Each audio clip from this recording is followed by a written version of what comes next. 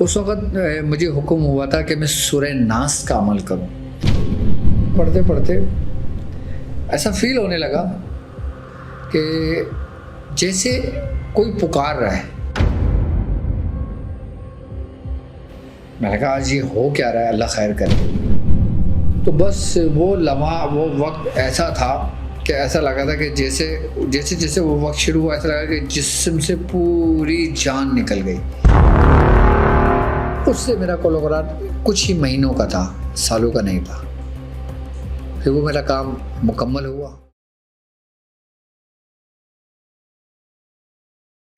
آپ کو یاد ہوگا آج سے تقریباً جہاں تک مجھے یاد پڑتا ہے اس معاملات کو 20-22 سال تو ہو گئے.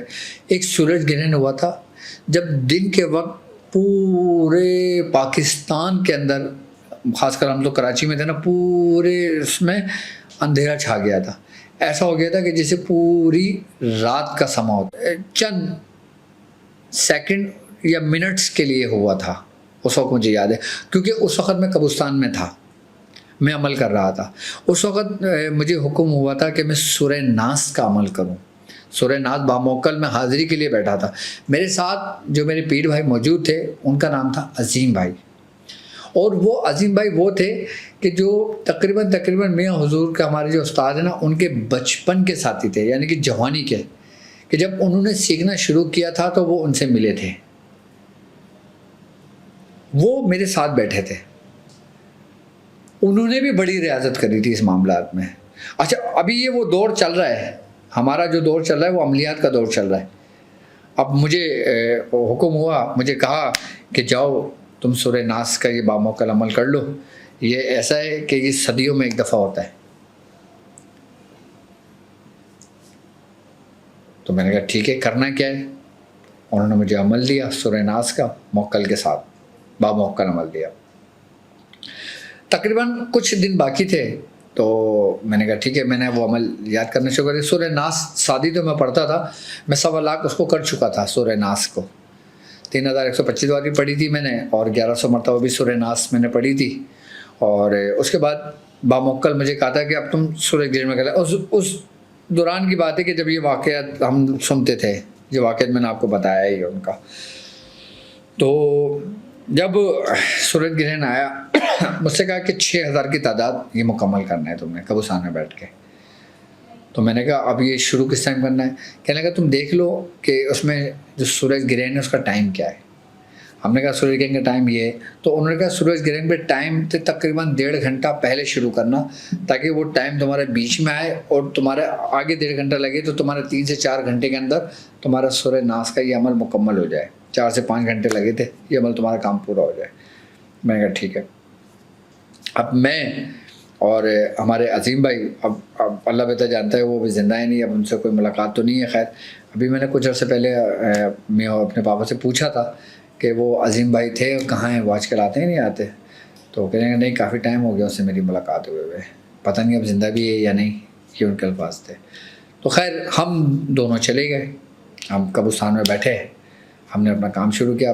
سب سے پہلے میں نے میرا ایک بیگ تھا تو اس میں کپڑے کا، اس کے اندر میں سامان رکھ کے لے کے جاتا تھا کہ جس میں احرام ہوتا تھا اور کچھ جلانے کے لیے ہوتا تھا اور کچھ رکھنے کے لیے ہوتا تھا. یہ سامان میرے پاس ہوتا تھا. اور سمندر کا پانی تھا، سمندر کا پانی پینا نہیں تھا، وہ رکھنا تھا وہاں پہ.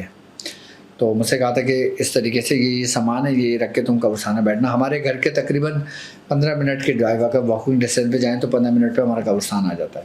تو وہ قبرستان ایسا کہ سارا ویران، وہ کوئی نہ جائے وہاں، دن میں کوئی نہیں جائے، رات تو دور کی بات ہے. خیر ہم چلے گئے دن میں. ہم نے سورج گرہن ہونے سے پہلے میں اور عظیم بھائی ہم لوگوں نے بیٹھنا شروع کر دیا. میں اتنا دور بیٹھا عظیم بھائی سے، ایسے نہیں کہ برابر بیٹھ گیا، اتنا کہ جتنا قبروں میں تقریباً 20-25 قبر کا فرق یا کافی قدم کا فرق، مطلب ایسے کہ میں ان کو بیٹھا ہوا نظر آ رہا ہوں، وہ مجھے بیٹھے ہوئے نظر آ رہے ہیں.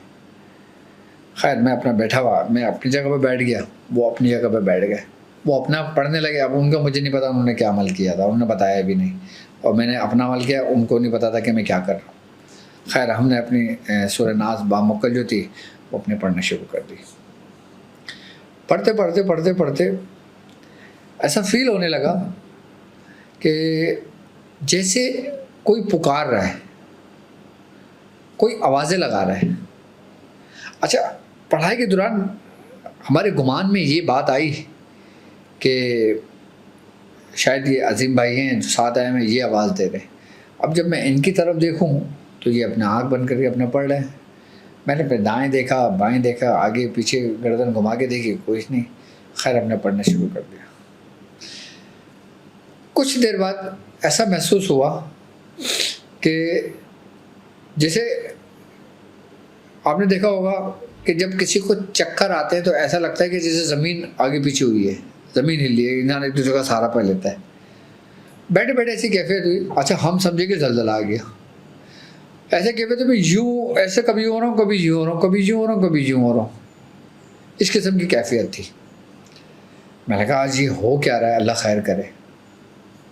اور جب بیچ پڑھائی پر ہوا، یعنی کہ جب وہ وقت شروع ہوا کہ جس پہ سورج گرہن لگا، کہ جب پورا آہستہ آہستہ آہستہ اندھیرا ہوا، پورا اندھیرا چھا گیا، تو بس وہ لمحہ، وہ وقت ایسا تھا کہ ایسا لگا تھا کہ جیسے وہ وقت شروع ہوا ایسا لگا کہ جسم سے پوری جان نکل گئی. اب بس اب گرنا باقی ہے، اب جیسے گرنا باقی ہے.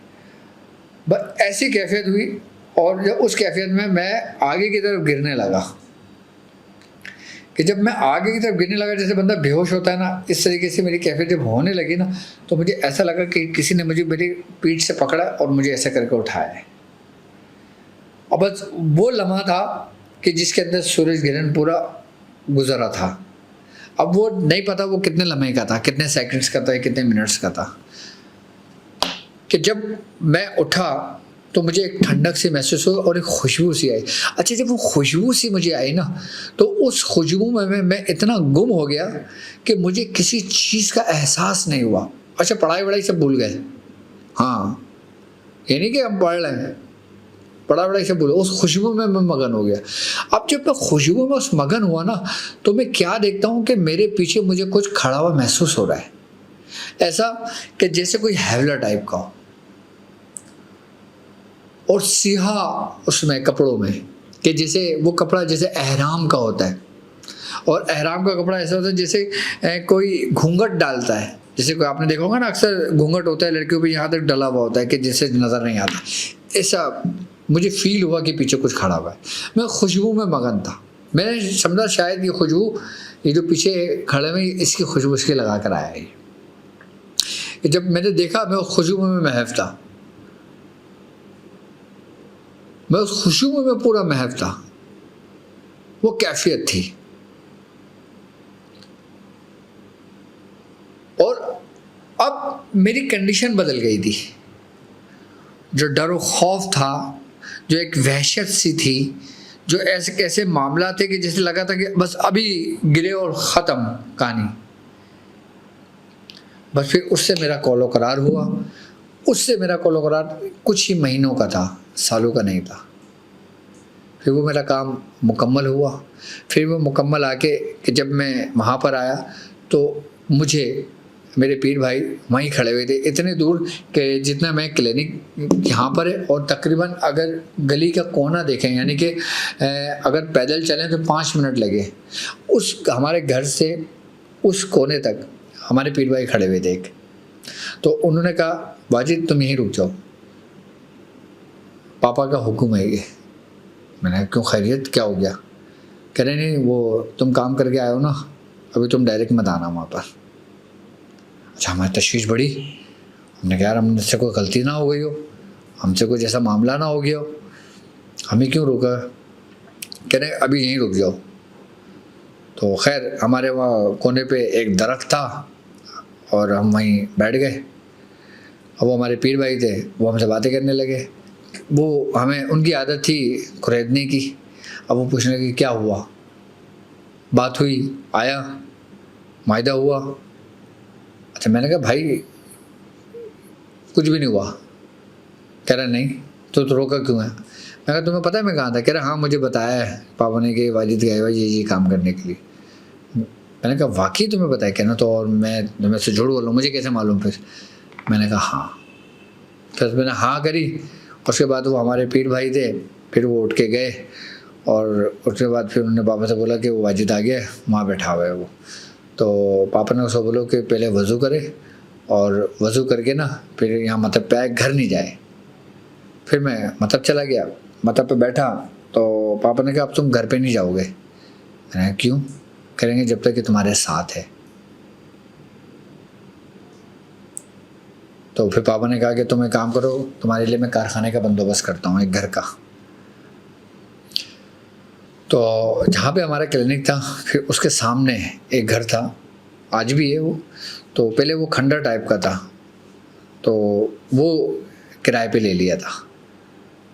پھر مجھے وہاں پہ ایک کھولی تھی میری، پھر مجھے وہاں میں نے اس جگہ کو، اس چیز کو چھوڑا تھا، اور وہاں اس کو چھوڑ کے پھر میں اپنا وہیں پڑھتا تھا. پھر وہاں جو واقعات ہوتے تھے وہ پھر نیکسٹ ایپیسوڈ میں بتاؤں گا کہ پھر میں کس طرح میں ان سے کام لیتا تھا، کس طرح میں کرتا تھا، اور کس طرح یہ ہوا ہے. تو یاد رکھنا کہ یہ واقعات سنانے کا مقصد صرف اور صرف یہ ہے کہ ایک جذبہ پیدا ہو، ایک شوق ہو، کہ جن لوگوں میں جستجو نا، جو لوگ محنت کر رہے ہیں وہ ہمت نہ آ رہے ہیں.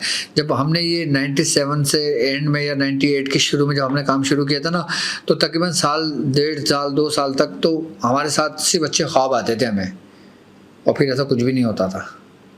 میں صحیح بتا رہا ہوں آپ کو. کافی سالوں کے بعد ہونا شروع ہوا تھا. یہ نہیں کہ 40، اب تو لوگ بولتے ہیں نا کہ یار 40 دن میں حاضری کر لیتا ہوں، میرے ساتھ آ جائے، بات کر لے، سب کچھ ہو جائے. وہ غیبی طور پہ تو آ جائے گا، آپ کی غیبی طور پہ تو مدد کرے گا، آپ کے کام تو کرے گا. لیکن آپ ایسا چاہو کہ جیسے میں اور آپ روبرو ہوں، بیٹھے ہوں، تو اس میں پھر مخلص ہونا پڑتا ہے.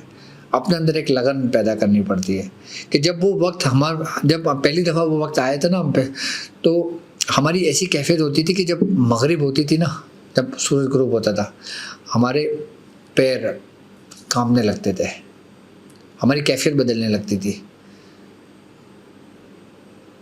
خوف اور ڈر کیا ہوتا تھا کہ پتہ نہیں صبح ہو یا نہ ہو ہماری، کہ جان ہماری ہتھیلی پہ رہتی تھی، کہ جسی کو تلوار نہیں ہے، تلوار لے کے گردن پہ کھڑا ہو. ہم لوگ سمجھتے ہیں نا کہ یار حاضری کر لیتے ہیں، کہ چلو حاضری کر لیں گے، پھر اپنے لوگوں کا کام کریں گے، ہماری دنیا بھی اچھی ہو جائے گی، ہمارا دین بھی اچھا ہو جائے گا، ہماری روحانیت بھی چل جائے گی، ہمارا سلسلہ بھی چل جائے گا. اس سے سلسلے نہیں چلتے، اس سے روحانیتیں نہیں چلتی، اس سے دین کے کام نہیں ہوتے. یہ ذہن میں رکھنا. یہ صرف اس لیے ہوتا ہے کہ یہ ایک فن ہے، یہ ایک علم ہے.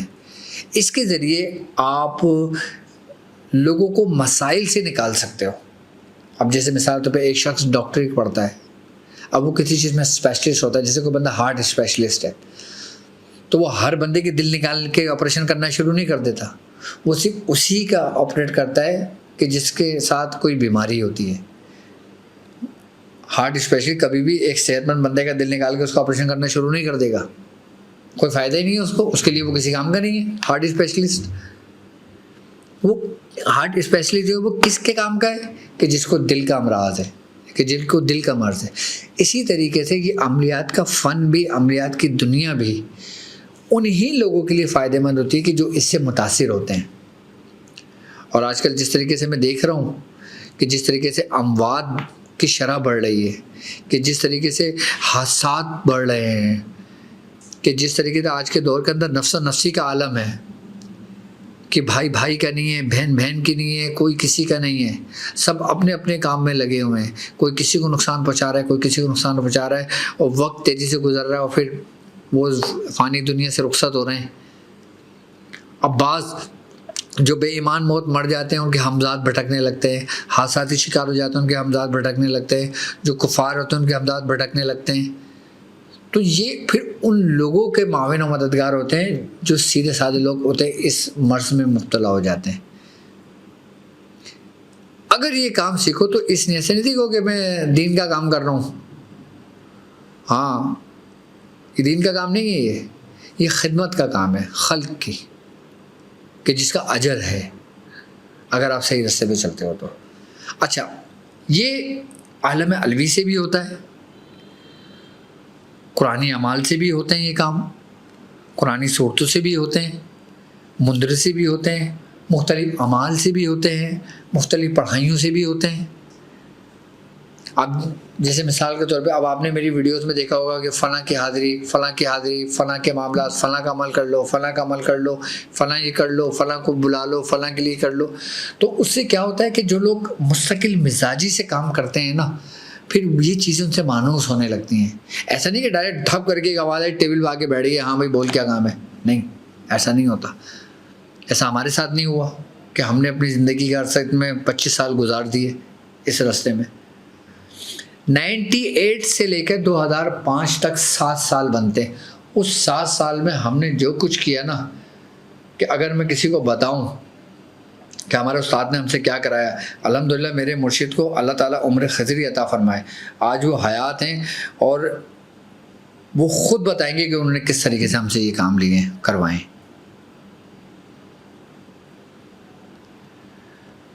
آج کے دور میں صرف اور صرف میں حضور سلسلے کی خدمت کر رہے ہیں، صرف روحانی اعمال بتاتے ہیں، صرف طریقت کے راستے بتاتے ہیں، لوگوں کو تصوف کی طرف لے کے جاتے ہیں۔ اور جو خواہش مند ہوتا ہے، جس کے اندر تڑپ ہوتی ہے، اس کو پہلے رگڑتے ہیں، اس کے بعد کچھ بتاتے ہیں۔ رگڑنے سے مراد کہ برتن جتنا گندا ہوگا اس کو صاف کرنے میں اتنا ٹائم لگے گا، جتنا برتن کم گندا ہوگا اس کو جلدی صاف کرنے میں ٹائم لگ جائے گا۔ تو یہ راستہ عملیات کا اور یہ خاص ٹرانسمیشن دا ڈارک ورلڈ صرف اور صرف انہی لوگوں کے لیے جو عملیات سے شغاف رکھتے ہیں۔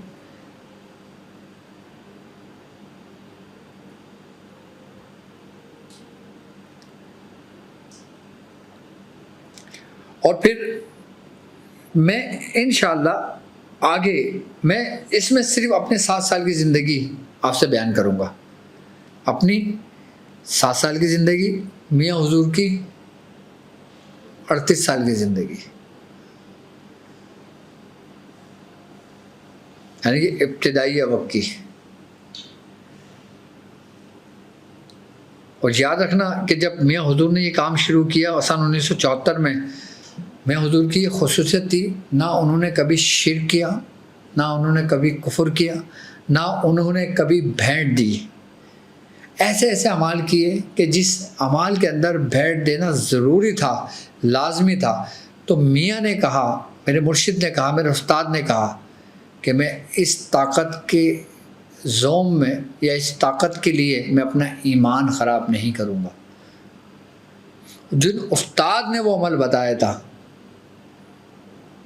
انہوں نے اللہ اکبر کہہ کے وہ بکرا ذبح کیا، اور وہ جو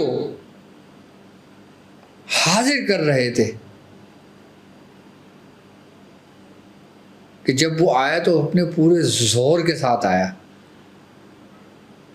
لیکن بال بھی بھیگا نہیں کر سکا میرے استاد کا، میرے مرشد کا۔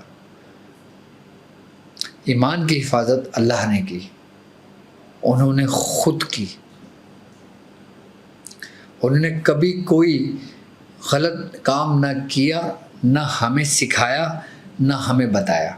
ہمیں بھی یہ راستہ دکھایا، ہمیں بھی یہ فن سکھایا، تو یہی کہا کہ اپنے ایمان کی حفاظت کرنا، 2 کام نہ کرنا، باقی جو چاہو کر سکتے ہو کر لینا، تمہیں اجازت ہے، صرف 2 کام نہ کرنا۔ میں نے کہا کیا؟ کہ ایک شرک اور ایک کفر۔ ہر چیز تمہاری معاف ہو جائے گی، شرک کبھی معاف نہیں ہوتا، اور کفر تو اللہ تعالیٰ ہر مسلمان کو کفر سے محفوظ رکھے، شرک سے محفوظ رکھے۔ اب مجھے اجازت دیجیے اس بات پہ کہ آپ اپنا بہت خیال رکھیں گے۔ السلام علیکم ورحمۃ اللہ وبرکاتہ۔